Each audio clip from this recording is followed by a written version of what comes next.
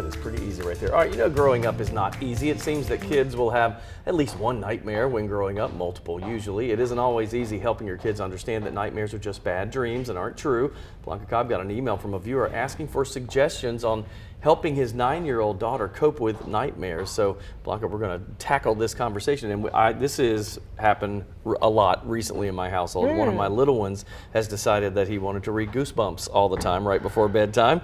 We suggested to read it in the afternoon, but let's talk about what causes nightmares. Well, according to the Cleveland Clinic, we really don't know what causes nightmares. However, there are certain themes developmentally that come about. So for the younger kids, it's monsters. If you think about storybooks like what you're talking about, or movies, or something that they see on the internet. But then for older kids, it's more like what could happen, like something real, like a natural disaster, getting separated from a parent, not being able to ever come back home, a parent dying.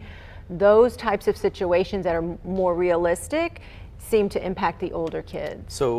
So the nightmare happens, the kid comes to your room if they're young enough to do that, and what do you do right then, like right after the nightmare? You want to empathize with them and let them know that I can see that you think that it's very real. Nightmares can come across as real, but they're not. Look where you are right now.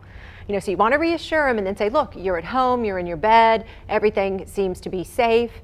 So that's the one thing you want to empathize. And then you want to see what you can do to get them back into bed. So for the younger kids, if you need to leave a door open, turn on a little night light, rub their back for just a second or two, and then head out. That's what you want to do to give them some reassurance. Now, sometimes nightmares are reoccurring, they're over and over. Is that a different treatment? How do you handle that? Yeah, so with the younger kids, let's say it's monsters, you can have like a water bottle, maybe no water in it, and it could just be a monster repellent. I've heard of this, yes. Right, that you can use before bed, look around, and the closets underneath the bed, you can put it on the nightside table for them and they can use it in the middle of the night. For older kids, you really want to dive into and see if there are recurring themes. Is there something that they're nervous or anxious about? And then you want to address it with them. But then also you want to teach your kids, regardless of age, some calming techniques. What can they do to relax themselves? Deep breathing and that type of thing. Deep breathing. Or, you know, sometimes a dream catcher, because if you think about nightmares, it's about belief. It's about what you believe in the moment.